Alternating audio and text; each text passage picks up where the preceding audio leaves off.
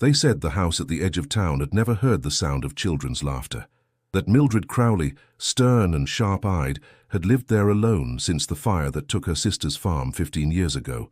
She walked with a cane and never missed Sunday service, where she sat in the back pew, lips thin, eyes colder than the brass on the altar. And yet, behind that weather-beaten house with its peeling shutters and leaning porch, two girls could be seen every morning hanging laundry, feeding chickens, or drawing water from the well. No one could explain it.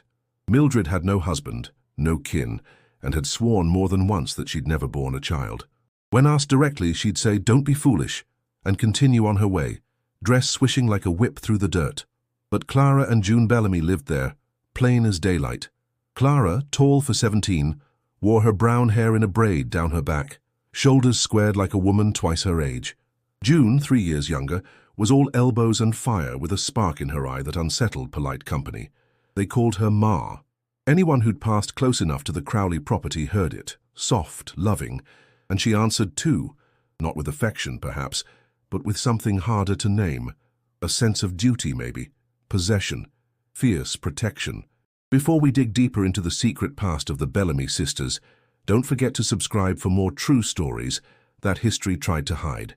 It wasn't just the strangeness of their presence, it was their silence. Clara and June never spoke to townsfolk unless spoken to first. They kept to themselves, rarely came into the general store, and when they did, it was only Clara who picked items off the shelf like she was afraid to touch anything too long. Mr. Penwell, the grocer, said her accent was wrong for these parts, too polished maybe, educated. One Sunday in April, after church let out, Mrs.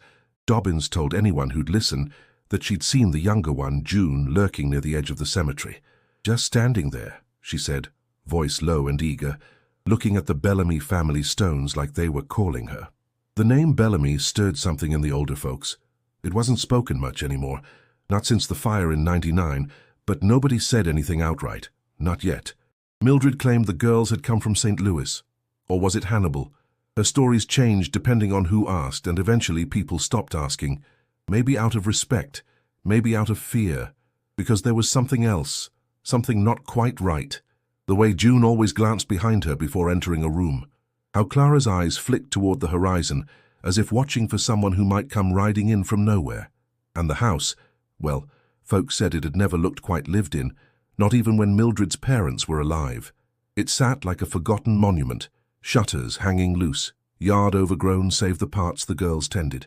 Sometimes you could hear music drifting from the upstairs window. Not ragtime or gospel, but old lullabies hummed off key.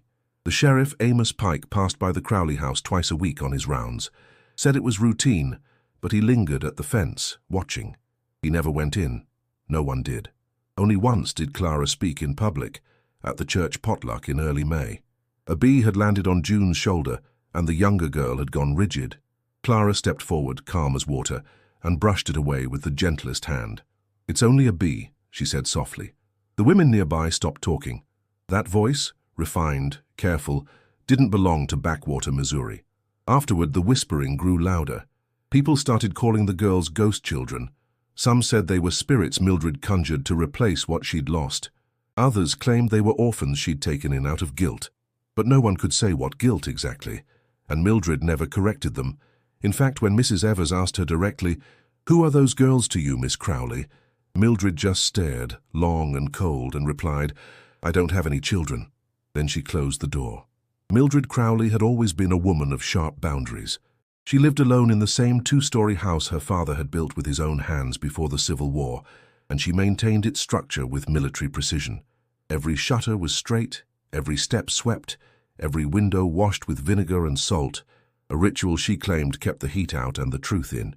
When townsfolk asked about the girls, she offered no elaboration beyond a cool, unwavering look.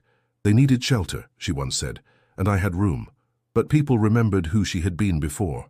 A teacher at the county school, a woman who hosted poetry readings and pressed roses between pages of Keats. Then came the fire. Her sister's farm burned to the ground on a windless night in August. 3 lives lost. A mother, a father, and 1 baby girl, they said. Mildred stopped teaching, stopped speaking, and disappeared into her house like it had swallowed her. Years later, Clara and June Bellamy appeared. Their presence didn't match any story Mildred ever gave, Sometimes she'd say the state sent them. Other times she said they were the children of a friend gone ill. But no papers were ever shown. No family came to visit. And what caught the town's attention most wasn't the mystery. It was the conviction with which Mildred denied everything else. "I never had children," she'd say, every time, with the same clipped tone, the same steel in her voice. Never wanted them, never needed them, and yet she moved through the world like a mother. She woke before dawn to bake cornbread and boil water for laundry. She kept the girls out of school but taught them herself. Algebra, Latin roots, even classical piano. Clara's handwriting was near perfect. June's vocabulary could shame a preacher. They never missed a lesson. And Mildred never smiled when she taught, but her hands lingered on their shoulders, steady, grounding, like someone anchoring her only tether to the world. One evening, Mrs. Kettle passed by the Crowley property and claimed she heard arguing inside. A girl's voice rose, June likely, and Mildred's followed, low and firm. "You are not to speak of it. Ever." The next day, June had a bruise beneath her left eye. When questioned, Clara said she'd fallen off the porch steps. June just stared straight ahead, jaw set like flint. The tension wasn't new, but it was growing. People started noticing how the girls flinched when asked about their past, how they always looked to Mildred before answering, as if waiting for approval or permission. Some began to wonder if the woman who claimed to have no children had in fact stolen someone else's. The sheriff received 2 anonymous letters. One warned of a deception under your nose. The other simply asked, "What happened to the real Bellamy girls?" He filed them both away. Mildred remained unmoved. When Reverend Whittle asked to bless her home, she declined. When the school board insisted the girls be enrolled, she mailed back a refusal, handwritten in perfect cursive. "I educate mine well enough," she wrote. "Better than most." Then came the county census. A man in a grey vest knocked on the Crowley door and asked the usual questions: names, ages, origin. Mildred answered with her usual clipped certainty. One resident, "Myself." When he pointed to the girls in the background hanging laundry, Mildred didn't blink. "I live alone," she said. He marked her down as such. The town buzzed after that, not just with suspicion, but something darker. Was it madness? A hoax? Or something more dangerous, something hidden deliberately like a body beneath a floorboard? Mildred, meanwhile, never faltered. Her routines continued. She scolded the grocer for soft apples, refused to shake hands, and kept a prayer book open beside her bed. What no one saw, however, was the way she watched the girls when they weren't looking, with something fierce in her eyes. Not softness, not even pride, but possession, the kind that doesn't give back what it's taken. And that vow, spoken and unspoken, remained. She had no children, and yet she would never let them go. The girls had their own rhythms. Clara woke first, always. She tied her braid, washed her face in the kitchen basin, and started the fire. June followed, slower, sleep still clinging to her eyes, never speaking until the first cup of tea had warmed her hands. They worked in silence, always silence, each chore like part of a memorized dance, feeding the hens, sweeping the porch, mending the same apron until the patches formed a new pattern. Mildred demanded silence, but it wasn't always spoken. It was in the looks she gave, in the way she clutched her rosary tighter whenever June asked too many questions. Clara had learned to fall in line. June hadn't. One grey morning, June wandered too close to the cellar door. She'd seen Mildred come from there before, her face pale, her hands dusty. The key hung on a chain around her neck. But that day, it had been left in the lock. June glanced once toward the kitchen window, no sign of Mildred, then slipped inside. The air was damp, thick with the smell of old wood and coal dust. A lantern hung on a rusted hook. June lit it with trembling fingers. The light revealed rows of shelves lined with preserves and tools, but at the far end, beneath a loose plank, something jutted from the dirt, a corner of paper, browned with age. She knelt, heart pounding, and uncovered a small tin box. Inside, a faded photograph of a baby wrapped in linen, and a half-burned letter written in looping script. She couldn't read all the words. Parts were charred, but she saw her own name, June. She froze. Then a creak, footsteps on the cellar stairs. Mildred's voice, low and flat. "Put that back." June turned. The old woman stood in shadow, eyes burning. "That box isn't yours," she said. "It's not for you." "I want to know," June whispered, voice tight. I have the right. You have the right I gave you. No more. Mildred descended, each step deliberate. She reached for the box, took it gently from June's hands and returned it to the hole beneath the plank. Then she stood still, hands folded. Some things, she said, stay buried, because they must. She never raised her voice, she never touched the girl, but something in her tone locked June's feet to the ground. Later upstairs, June sat beside Clara on their shared mattress. She didn't speak, not of the box, the letter, or the photograph, but Clara saw the change. June didn't hum anymore when she worked. That week, Clara found her sister staring at the wall long after the lamps were out. She asked no questions. Not because she didn't want answers, because she already knew what kind of silence their home demanded. The next morning, June tried again. "Where did we come from?" she asked aloud, as Mildred measured flour. The woman didn't look up. "I told you," she said. "You came from a place that didn't want you. I took you in. You should be grateful." "But I remember," June started. "You remember what I taught you to remember." Clara clenched her jaw, fingers gripping the edge of the table. She'd heard enough, but Mildred's stare silenced them both. No more was said. That Sunday, June was absent from the church pew. Clara came alone, sitting stiff beside Mildred, eyes down. Mrs. Dobbins leaned over during the hymn and asked, "Is your sister unwell?" Clara didn't answer. But that night June spoke again, this time only to Clara. Her voice was low, flat. She lied. "I saw my name, I saw it in that letter." Clara didn't question how. She simply nodded and pulled her sister close. They both understood the truth was there, hidden in a house that insisted it had none. And while June stared at the ceiling, listening to the wind rattle against the shutters, Clara began to wonder what other pieces of their lives had been locked away, what memories weren't lost but stolen, and whether silence had protected them or imprisoned them. Sunday service was quiet at first, as always. The hymns echoed softly off the wooden rafters, dust dancing in sunlight slats across the congregation's bowed heads. Clara sat in the second row with June beside her. Mildred had stayed home that morning, claiming a cough, but the girls had come anyway. Clara believed in keeping routines, even if God hadn't spoken to her in years. June just liked to hear the choir. Reverend Whittle stood solemnly behind the pulpit, his grey beard trimmed sharp, his hands folded over a leather-bound Bible worn smooth by years of fire and brimstone. He began with Psalm 127, his voice steady but distant. Those who knew him well felt the tension mounting, saw it in the way he gripped the lectern. Then he closed the book. "There are houses," he said slowly, "that look proper on the outside, with clean windows and trimmed hedges, but inside, rot festers. Secrets linger. Sin waits in silence. People shifted in their pews." His eyes scanned the room, not frantic, not dramatic, but precise, controlled. "I speak not of fire or misfortune," he continued, "but of deception. Wolves in wool. Women who wear piety like a mask and raise children they claim are not their own. Children who speak false names, who do not belong to us."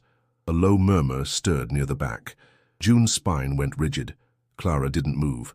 "I have prayed," Reverend Whittle said, and the Lord answered. "He said we must cleanse this town, shine his light on what's been hidden too long." He closed his eyes. "For what is whispered in the dark shall be shouted from rooftops." The silence that followed was suffocating. After the final hymn, Clara rose to leave, but June didn't move. Her fists were clenched, knuckles white, eyes locked on the pulpit. Clara tugged her sleeve. "Let's go," she whispered. But June's voice broke free, clear, unshaken. "Are you talking about us, Reverend?" Gasps scattered like buckshot. The Reverend's eyes flicked toward her. "Child," he said, calm and slow, "if the shoe fits—" "It doesn't," June snapped. "We live where we're told. We work. We obey. But we're not liars." Clara felt the heat of every eye in the room. "June," she whispered again, desperate now. But June stood. "If you think we don't belong, say it. Say our names. Say what you think you know." Reverend Whittle's expression didn't change. "You've already said more than you ought." June's breath was ragged, but her voice held. "We didn't choose this. She did." Then she turned and walked straight down the aisle, back straight, face burning. Clara followed, head bowed, feeling the stairs like nettles on her skin. Outside, the sky had darkened. Thunder rumbled low in the distance. They walked in silence until they reached the edge of town, their shoes heavy with dust. "She'll be angry," Clara murmured. "You know that." June's jaw trembled. She's always angry. Back at the house, Mildred waited on the porch, her cough miraculously gone. She watched them approach, her arms folded, eyes sharp. Clara opened her mouth to explain, but June stepped ahead. "He called us liars," she said flatly, "in front of everyone." Mildred didn't blink. "You shouldn't have spoken." "And what should I have done?" June snapped. "Curtsy. Bow. Pretend again that we don't exist?" Mildred's voice dropped. "You've put us at risk." "For what? For being seen?" Mildred's hand twitched. "You think the world is kind. It isn't. You've opened a door you cannot close." June stared at her, defiant. "Then maybe it's time we walked through it." Mildred turned away. That night, no one ate. The house was silent, but the silence had changed. It wasn't obedience anymore. It was rebellion. And in town the rumors flared. The Bellamy girls had spoken and people had heard. Sheriff Amos Pike wasn't the kind of man who jumped at rumors. He believed in proof, in records, in things you could hold in your hand. But the talk in town was growing louder, too loud to ignore. Whispers at the saloon, hushed tones at the post office, the Bellamy girls, the Crowley woman, the sermon, and now a letter slipped under his door with no name and no return. "She's hiding something. Ask about the pendant." So on a warm Thursday morning, he saddled his horse and rode down the rutted road to the edge of town, where the Crowley house stood like a stubborn tree refusing to fall. Clara saw him first from the window. She set her stitching aside and stepped outside to greet him before he even reached the gate. "Sheriff," she said, polite but guarded. "Can I help you?" He dismounted slowly. "I was hoping to have a word with your guardian. Is she home?" "She's inside. I can get her. I'd prefer to speak with both of you." A pause. Clara nodded, turned, and called inside. Moments later, Mildred appeared in the doorway, back straight, mouth tight. "You bring a warrant, Amos?" she asked. "No, ma'am. Just questions." She narrowed her eyes. "Then speak them fast. I don't abide distractions. I understand. I'm here because folks are uneasy. The Reverend stirred things up, and someone's gone to the trouble of sending anonymous letters. What do rumors have to do with me?" He looked to Clara. "May we come in?" Mildred hesitated, then stepped aside. 5 minutes. Inside, the house was clean, but bare. No photographs, no color, just practicality. Clara and June sat side by side on the settee. June said nothing. "I'll get to it plain," Pike said. "Someone claims the girls aren't who you say they are, says you're hiding something, that there's proof." "What proof?" Mildred's voice was steel. "A pendant, supposedly found in their room, matches one from a missing child case out of Springfield. 1899. June flinched. Mildred didn't blink. "That pendant belonged to my mother." "Can I see it?" "No." Pike nodded slowly. "Miss Crowley, you've never filed any guardianship papers. These girls, there's no record of adoption, no documentation at all. That's a problem. I've provided for them, fed them, taught them. What else do you want? The law wants clarity. The law wants convenience," she snapped. "The state abandons its children, then demands formality from those who save them." He turned to the girls. "Clara, do you know where you came from?" Clara's voice was quiet. "We came here, that's all I remember." "And June?" She didn't answer, just stared at her shoes. Pike sighed. "There's going to be a hearing. County officials will come ask the same questions. If there's no documentation, no clarity, they'll take you." Mildred stepped forward. "No one's taking them." "With respect," Pike said, "that's not up to you anymore." She held his gaze. "Then you'd better bring more than words next time." He gave a slow nod, then turned to leave. Outside, June followed him to the gate. "Sheriff?" He paused. "If I wanted to write something down, about what I remember, where would I take it?" He blinked, surprised. "You remember something? Maybe. Bring it to me. Or the doctor. Someone you trust." She looked back at the house. "That's the problem." As he rode off, the dust behind him thick in the air, Clara stepped beside her. "You shouldn't have said that." "I know." Inside, Mildred watched them from the window. Her lips moved silently, as if in prayer or calculation. In her pocket, the pendant pulsed against her palm. Not from her mother, not from Springfield, but from a house that no longer stood. And a child who was never supposed to speak again. Clara had always been the strong one, the quiet one. The one who stitched wounds shut while June bled emotions into the open air.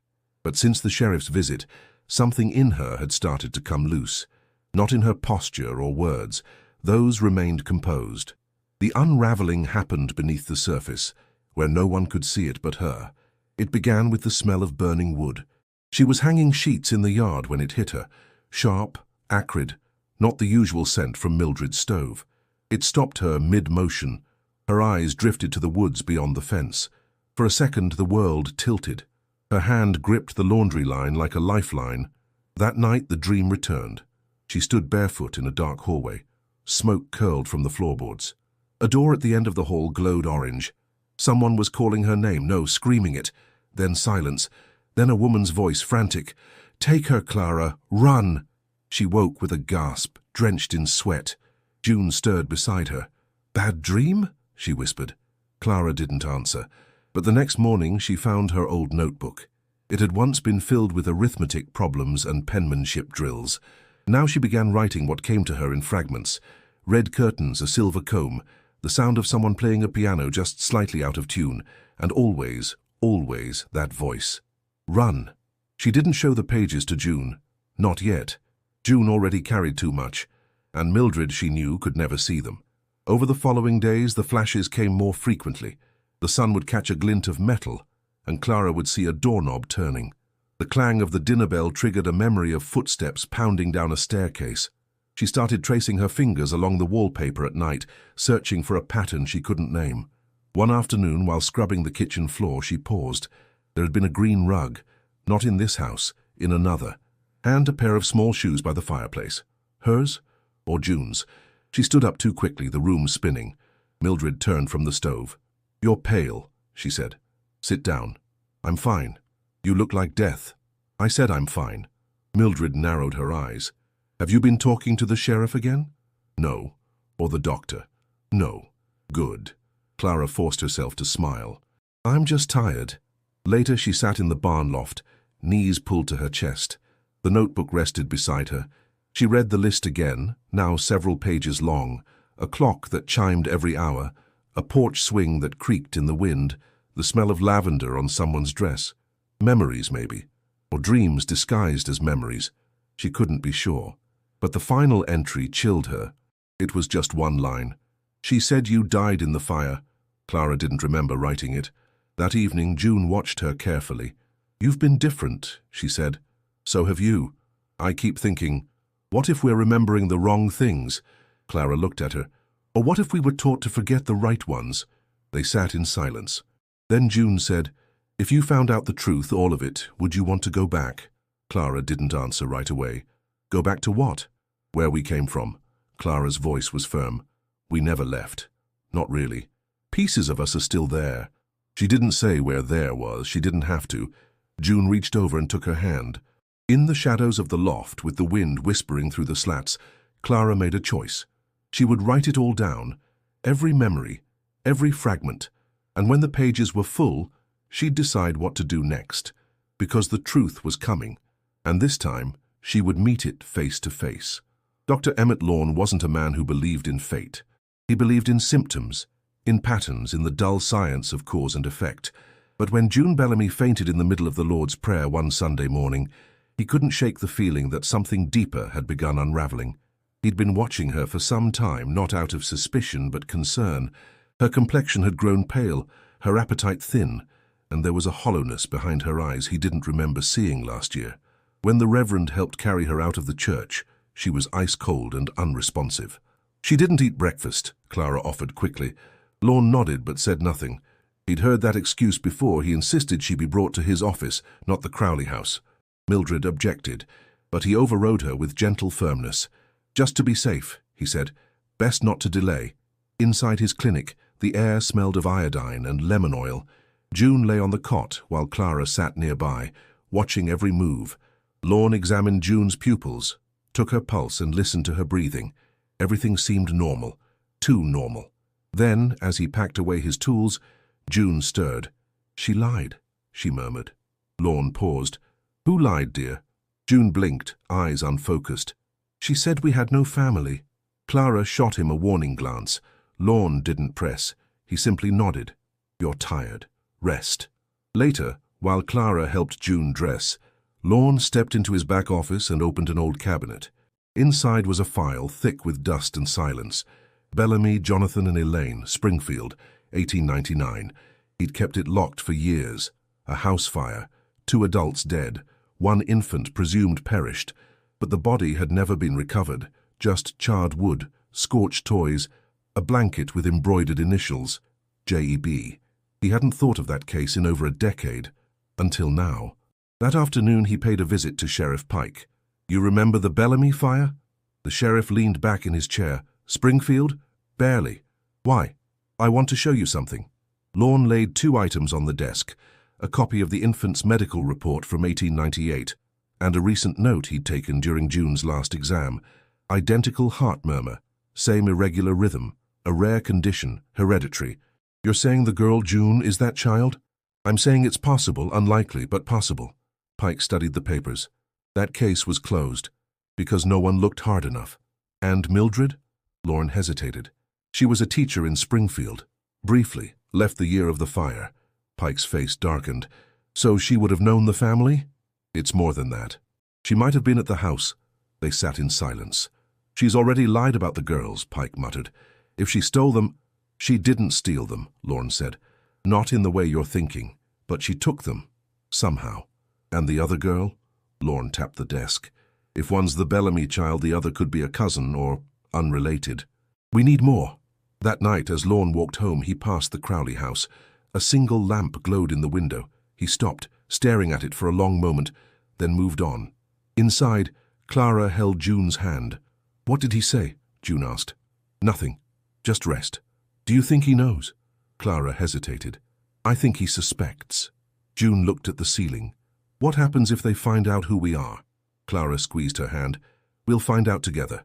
Across town, in the stillness of the doctor's study, the fire report lay open on his desk. At the bottom of the page, next to "Status of Child," a single word had been penciled in long ago, missing, and now perhaps found. The dream came again, only this time Clara wasn't running. She stood in front of a house wrapped in smoke. The windows were cracked open, and the curtains flapped like torn sails.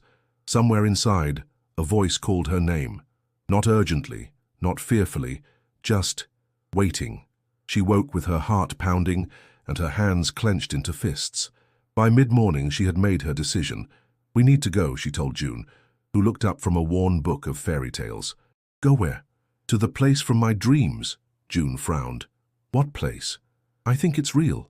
I think we lived there." They waited until Mildred left for town, said she had business with the postmaster and wouldn't be long. Clara packed a satchel with bread, water, and her notebook. June followed without protest, though her steps were heavy with doubt. The road out of town curved through overgrown fields and rusted fences. They walked for over an hour, the summer heat soaking through their clothes, until the trees began to thin and a clearing appeared. The ruins stood silent. It didn't look like much anymore, just the crumbled remains of a stone chimney, a few scorched beams, wild vines choking what had once been a porch. But Clara stopped cold. "This is it." June looked around. "It could be any house." "No, I know that fireplace, that crack in the stone. It was there when I was small. I used to run my fingers along it while someone played piano in the next room." She moved forward, stepping over blackened wood and rusted nails. Beneath the ash and moss, the bones of a house whispered. Clara knelt in front of the hearth and brushed away debris.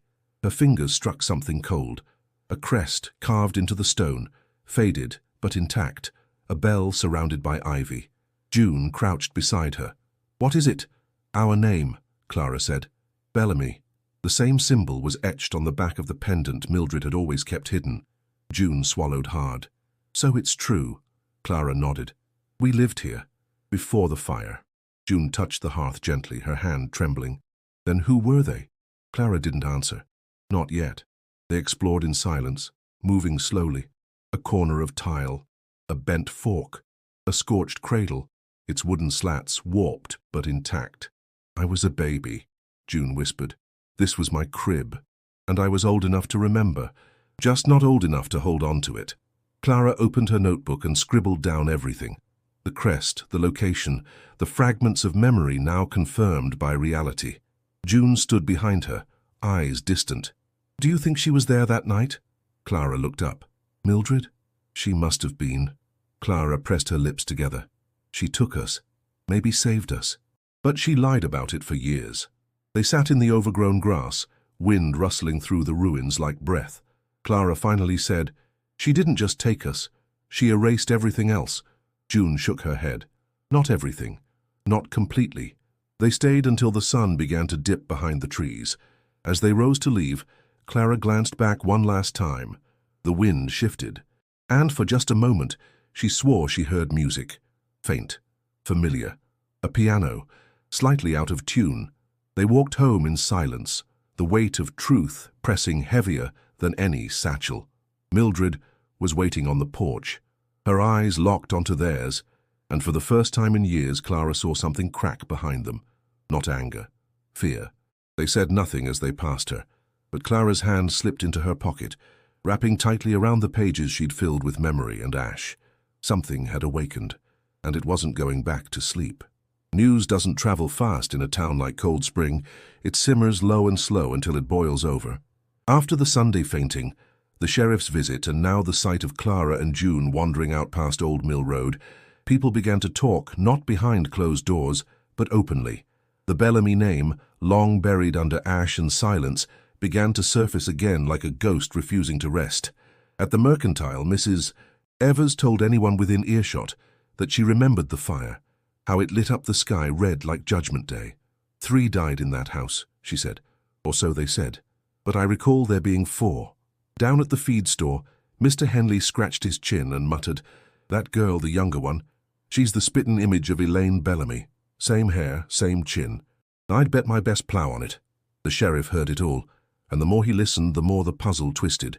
Mildred's lies had formed a fragile dam, and now it was cracking. When he walked past the church, Reverend Whittle gave him a nod, not of greeting, but warning. "I told you, wolves in wool." At the diner, someone had carved a name into the table near the back window, J.E.B. No one admitted doing it, but the past was no longer willing to stay dead. That week, Sheriff Pike visited the county records office in Jefferson City. He returned with 2 dusty files and a look in his eyes Clara had never seen before. By Friday, he came knocking at the Crowley house again. Mildred answered, jaw tight. "I need to speak with the girls," Pike said. "You've already done enough damage. This isn't a visit, it's an order." Clara and June stood in the parlor, hands clasped. The sheriff didn't sit. "I've reviewed documents from 1899. I have testimony from residents who remember your family. The Bellamys were real, the fire was real, and 2 children were never accounted for." Mildred said nothing. He turned to Clara. "You've been writing things down, things you remember. Would you be willing to share them?" Clara's throat was dry. She nodded. Pike read quietly through the pages she handed him, lined in neat, careful script. The piano, the cradle, the green rug, the bell crest. When he finished, he looked up. These memories match details from the investigation. "Things never made public," June whispered. "So it's true?" Pike nodded. "As true as anything I've seen." Mildred stepped forward. "And what now? You'll take them, toss them into some orphanage system like cattle?" "I haven't made that decision," Pike replied. "But the law is clear. Guardianship without papers is a violation." "And saving their lives?" Mildred said, voice rising. "That's not a violation." Pike hesitated. Outside, the town was watching. They gathered in corners, behind windows, on porches. Some looked on with curiosity, others with suspicion, a few with guilt. Lines were being drawn. Reverend Whittle declared from the pulpit that same Sunday, "The girls are innocent, but the woman who harbored them must answer to the truth." Dr. Lorne disagreed, quietly telling townsfolk, if not for her, they'd be dead. Sometimes the law serves justice. Sometimes it doesn't. Even children whispered now. At school, a boy pointed at June and said, "You're the fire girl." The sisters walked through town like shadows split from a body, part of something no one could name, but everyone felt. The sheriff returned to his office and stared at the files long into the night. 2 names on the missing list, 2 girls in Mildred's house. A match at last. And still, one question remained. If the girls were survivors of that fire, who had set it? The storm rolled in just past midnight, and with it the truth. Mildred stood at the kitchen sink, the oil lamp flickering behind her, casting long shadows across the worn tile floor. Clara and June sat at the table, neither speaking. The sheriff's visit had left a crack in the air, tense, unspoken. Mildred had not said a word since, but now she turned slowly, her face worn but resolute. "You want answers?" she said. "I suppose I owe you that much."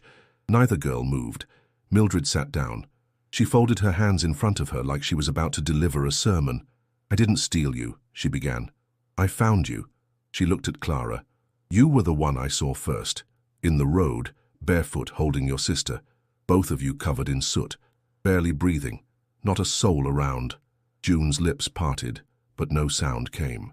"I'd gone out walking that night, couldn't sleep. The sky was lit orange on the horizon, and I followed it like a fool. I reached what was left of the Bellamy farm just as the flames began to die. I thought I heard a cry." Her voice faltered. "I didn't know who you were, only that you were alone. So I carried you both away before the crowd arrived, before anyone could ask questions, before someone made a decision I couldn't undo." "Why didn't you tell us?" Clara asked. Mildred hesitated. "Because I was afraid." "Afraid of what?" "Of losing you, of what the town would say, of what I would become if they took you away." June's eyes glistened. "But you lied." "Yes," Mildred said. "I did. I told myself I was saving you, that the world was too cruel for the truth. And maybe that was cowardice. Maybe it was something else." She reached into her dress pocket and pulled out the pendant, the one the sheriff had asked about. She placed it on the table between them. "This belonged to your mother," she said softly. "I found it beside you. I kept it because I couldn't let go." Clara stared at the pendant. Her fingers trembled as she reached for it. "I remember this," she whispered. "She wore it every Sunday." Mildred's voice cracked. "Elaine Bellamy was a good woman. She didn't deserve what happened." June's brow furrowed. "Do you know how the fire started?" Mildred looked away. "No, I only know what I saw." "Why didn't you go to the law?" Clara asked. "And say what?" Mildred snapped. "That I'd carried off 2 children from a crime scene. That I had no claim to them. They would have sent you to strangers, or worse, and me to a cell." The silence that followed was heavy. "You raised us," Clara said finally. "But you erased who we were." "I raised you because no one else would," Mildred said. "I erased nothing. I gave you life." "But not the truth," June whispered. "No," Mildred agreed. "Not the truth." Lightning flared outside. The wind howled through the trees. "You always said you never had children," Clara murmured. "I didn't. Not by blood. But when I found you, I became a mother in all the ways that count." She looked them both in the eye. "I never meant to harm you, but I would do it all again if it meant keeping you safe." The rain began steady and cold. June reached across the table and touched the pendant. Her fingers brushed Clara's. They looked at the woman who had lied, protected, sheltered, and named them her own. They didn't speak again that night. But in the stillness between the thunderclaps, something passed through the air. Not forgiveness, not yet, but understanding. And maybe, for the first time, it was enough. The morning after Mildred's confession, the house felt colder than the storm outside. June moved through the rooms like a spirit unanchored. She didn't speak during breakfast. She didn't touch her tea. She didn't look at Mildred once. Clara watched, waiting for the eruption she knew would come. But when it did, it wasn't loud. It was quiet and cutting. "You should have let us burn," June said. Mildred looked up from her chair, eyes dark. "I saved you." "No," June replied. "You stole us. You stole who we were. You made us yours, but we never had a choice." Clara opened her mouth, then closed it. Nothing she could say would matter right now. Mildred stood. "You were children. You wouldn't have survived a week without me." "We would have survived with the truth," June snapped. "Even if it broke us."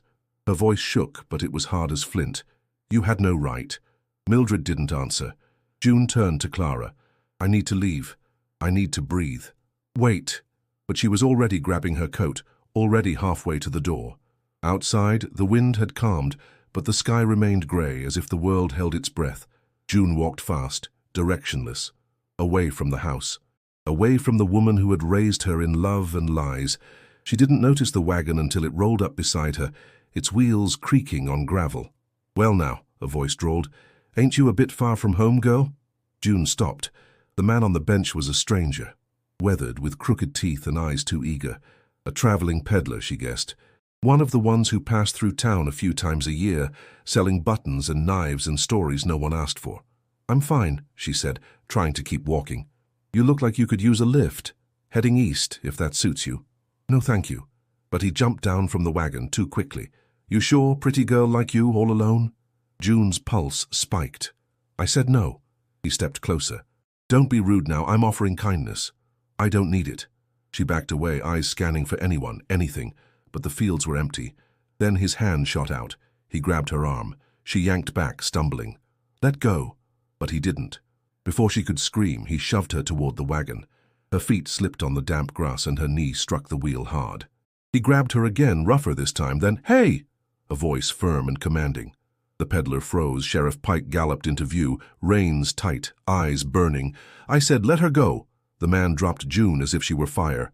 "I didn't mean no harm," he shouted. "Just helping. Help from you isn't wanted here." Pike dismounted, stepped between them. "You touch her again, I'll see to it you don't ride another mile in this county." The peddler scowled but didn't argue. He climbed back into his wagon and cracked the reins. As the wheels rolled away, June sank to the ground. Pike crouched beside her. "Are you hurt?" "No," she whispered. "Just shaken." He nodded. You shouldn't be out here alone." "I had to get away." "From her?" June nodded slowly. "She lied." "I know," he said, but she didn't stop caring. June's hands curled into fists. "That doesn't make it right." "No, it doesn't." He helped her to her feet. "Come on, let's get you home." They walked in silence. Behind them the wind picked up again, carrying with it the sound of a wagon long gone. And in town whispers began to spread. The younger Bellamy girl had been seen with the sheriff, and some said she'd almost vanished for good. The knock came just after sundown. Clara opened the door, breath held, praying it was June. It was Sheriff Pike. "She's safe," he said quickly. "Shaken, but safe. A peddler tried something. I stopped it before it got worse." Clara gripped the edge of the doorframe. "Where is she?" "In the clinic, resting. Dr. Lawn's watching over her. I thought you should know." "Thank you." She closed the door behind her and leaned against it, heart pounding. Then she turned to Mildred, who sat at the table, hands wrapped tightly around a teacup. "She ran because of you. She ran because the truth hurts. She ran because she doesn't know who to trust anymore." Mildred said nothing. "I'm going to get her," Clara said. Mildred looked up. "And then what?" Clara straightened. "Then we find the rest of the truth, no more hiding."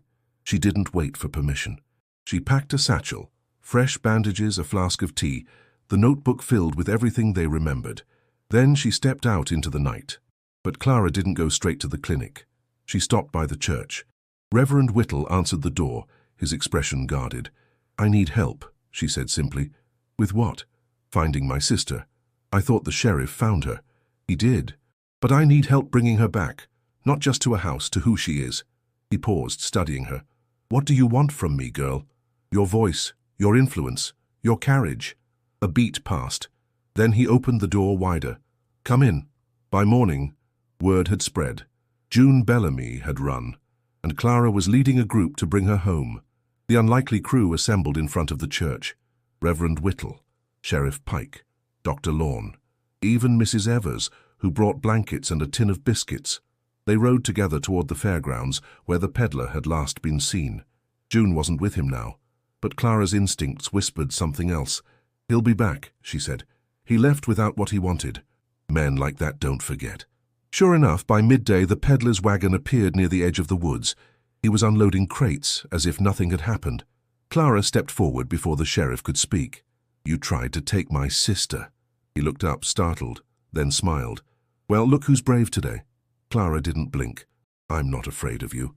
"You should be." The sheriff stepped beside her. "Try anything and you'll regret it." The peddler laughed. "You all think you've won something. But girls like her, like you don't belong to anyone. You're always running." Clara's voice was calm. "Not anymore." Then she did something no one expected. She reached into her satchel, pulled out the pendant, and held it high. "This belonged to our mother," she said. "Her name was Elaine Bellamy, we remember, and now so does everyone else." The crowd murmured. Even the peddler faltered. "You're nothing," he spat. "I'm a Bellamy," Clara said, "and so is my sister. You won't take her from me, no one will." The sheriff stepped forward, cuffs in hand. "You're under arrest. Assault, attempted abduction, and whatever else we dig up when we go through that wagon." The peddler didn't resist. He just glared. As he was led away, Clara finally exhaled. They returned to town just before dusk. At the clinic, June sat up when she heard the door. Clara rushed to her. "I'm sorry," June whispered. "You don't have to be. I'm here now. And we're not running anymore." The others filed in behind her. Mildred was last. She said nothing, but Clara met her gaze and didn't flinch. Something had shifted, not in power, in clarity. For the first time in their lives, the girls were standing on ground that belonged to them, and Clara had put them there. The county fairgrounds were quiet that evening. Too quiet. No tents, no laughter, no music. Just rows of empty stalls and the creak of wooden signs swinging in the breeze. Clara stood at the edge of the arena, eyes scanning the shadows. June had come to meet her here, they'd agreed. A place far from the house, far from judgment. A place where the truth could settle, but June wasn't there. The barn sat at the far end, dark and hulking. A faint flicker glowed from inside. Clara moved toward it, heart thudding. She called once, "June?" No answer. Then a flash, orange, hungry.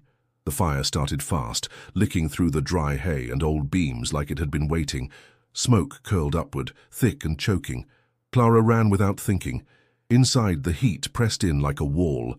Through the haze, she saw her sister, tied at the wrists, collapsed against a support post. Her eyes fluttered open. "Clara? I'm here." Clara dropped to her knees, fingers working frantically at the rope. Her lungs screamed. The flames snapped, eating closer. A falling ember singed her hair. "Almost there," she gasped. The knots finally gave. Clara dragged June toward the open door.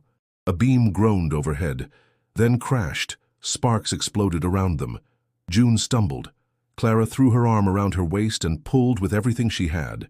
They made it outside just as the roof caved in. Behind them, the barn roared. People came running. Sheriff Pike, Reverend Whittle, Dr. Lorne. Someone had called for help. A bucket line formed. The fire hissed and crackled but did not spread. Clara and June collapsed on the grass. "She set it," June whispered, coughing. "That man. The peddler. He was in jail." June shook her head. "He got out. I saw him. He was here. He locked me in." Pike turned toward his deputy. "We find him. Now." Lorne knelt beside the girls, checking their burns. Clara gripped his wrist. "We remember everything now," she said. June nodded. "The fire. Our parents. The piano, the bell crest. She wasn't lying about saving us, but she never told the whole truth." Lorne nodded solemnly. "You don't need to carry it alone anymore." A crowd had gathered. Among them, Mildred stood apart. She looked smaller than before, older. Clara rose unsteadily and faced her. Steadily. "You knew he might come back. I didn't think he'd dare. You should have warned us. I didn't want to scare you. You should have trusted us." Mildred's eyes welled. "You were children. We aren't anymore." The crowd parted as the sheriff returned. "He's gone," he said. "Wagon tracks lead north. We'll follow them." Clara looked out into the night. "He'll keep running. But we're done hiding." Behind her, June took her hand. The barn smoked, its skeleton collapsing inward. But the girls stood tall. People watched. Some still doubted, but others began to nod. Whispers turned to silence. The story had changed. Not orphan girls, not ghost children, survivors. The town would never be the same, and neither would the sisters. For the first time they had faced the fire and walked out whole. The next morning dawned quiet, as if the world itself was recovering from the night before. Clara woke with her hand still entwined in June's. The smell of smoke lingered faintly in her hair, a reminder of how close they'd come to losing everything. Again. But they hadn't. They'd survived. At the clinic, Lorne gave them each a clean bill of health. Superficial burns, bruises, smoke inhalation, but no lasting harm. He smiled when he said it, as if something in the weight of their story had lightened too. Outside, a few townsfolk gathered, not to whisper or judge, but to offer warm bread, spare blankets, quiet apologies. The Bellamy name was no longer a secret. At the sheriff's office, a letter awaited them, stamped and sealed from Jefferson County. The handwriting was careful, official. It was a deed to the land once called Bellamy Farm, found in the county records, long overlooked, never claimed. But the law had caught up. The fire hadn't erased everything, and now the land was theirs. Clara stared at the paper for a long time. June touched her arm. "Do you want to go back? I think we have to." They returned that same afternoon. The ruins were still there, blackened stones and charred beams tangled with grass. But something had shifted. It wasn't a tomb anymore. It was the beginning of something new. They walked the boundary of the land, imagining rooms, a porch, a kitchen, a place to belong. Not just survive, but live. Mildred joined them later. She stood apart at first, then slowly approached. "I don't expect forgiveness," she said. "We're not ready to give it," Clara replied. "But we're not pushing you away." "You lied," June said quietly. "But you also loved us." Mildred's voice trembled. "I did." Clara handed her the deed. "You can help us rebuild, if you want." Mildred stared at the paper. "This was never mine." "It is now," Clara said, "if you choose it." She folded it slowly, then nodded once. "Then let's begin." The town began to change, too. People started using their name again. The Bellamy girls became something more than a whispered warning. They were seen, respected, known. Children waved when they passed. Mrs. Dobbins baked them pies. Even Reverend Whittle offered them a cautious blessing, his stern voice softer now. One afternoon, Dr. Lorne came to visit. "I thought you should have this," he said, handing Clara a box. Inside were the original Bellamy family records, birth certificates, photographs, letters once presumed lost. Clara held the photo of her parents, Elaine's smile, Jonathan's eyes. "Thank you," she whispered. "Sure you gave the town something it didn't know it needed," Lorne said. "A second chance." As the days passed, the land began to stir again. June planted wildflowers along the edge of the path. Clara drew blueprints in the margins of her notebook. Mildred cut wood. Slowly, precisely, as if each board was a form of penance. They laughed sometimes, cried too, but they did it together. One evening, as the sun sank behind the hills, Clara found a folded piece of paper on her windowsill. Mildred's handwriting. She read it aloud. "You may never call me mother. You may never forget what I took. But in giving you shelter, you gave me breath. You made me more than I deserved. You made me whole." Tears welled in Clara's eyes. June leaned against her shoulder. She never said things like that before. "No," Clara whispered, "but maybe she always meant them." That night, the three of them sat under the stars. No walls, no roof, just sky above and earth below, and in that space something sacred bloomed. A home. One they would build not from the ashes of what was lost, but from the roots of what remained. The new Bellamy house stood unfinished, just the skeleton of a future, but to Clara and June it was already home.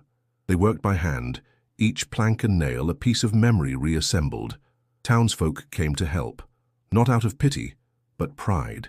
The Bellamy name, once smothered by smoke and silence, had returned, not as tragedy, as legacy. On a crisp morning, Clara opened a drawer to find another note from Mildred, this one smaller, simpler. "Thank you for making room for me and for the truth. You gave me the one thing I swore I'd never have, a family." She tucked it into her notebook, beside the list of memories now crossed out. Not forgotten, remembered, named, honored.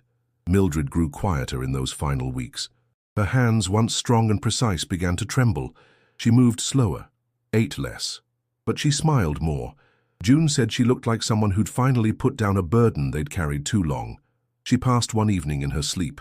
There was no sermon, no grand procession, just 3 chairs in the field, 3 hands joined, and a sky full of stars. They buried her near the grove behind the house. Clara carved the stone herself. Mildred Crowley, who had no children until she chose us. In the weeks that followed, life took root again. The land began to bloom. A garden grew where the barn once stood. Children came to visit, bringing questions, stories, sometimes even fears they couldn't speak to anyone else. Clara and June listened, and when they answered, they told the truth about love and pain, and the kind of strength it takes to rebuild what others burned. One afternoon, June stood on the porch, gazing out over their field. "It doesn't feel like a beginning anymore," she said. Clara joined her. "No?" June smiled. "It feels like we finally made it home." Clara nodded. "Then maybe now it's time we share it." So they wrote it all down. The fire, the silence, the years of confusion, and the moment they chose truth over comfort. They called it the Bellamy story, and it reached more people than they ever imagined. People who had lost their names, people who had been taken, people who had never been allowed to speak. The story gave them permission to remember, to reclaim, to rise. And so if you've come this far, if their story moved you, subscribe for more true stories that history nearly buried. Because the past doesn't stay quiet forever, and sometimes It takes voices like Clara and June's to bring it home again. Watch next. The Widow's Barn, the crime Missouri tried to erase. Their story may have ended, but yours might just be beginning.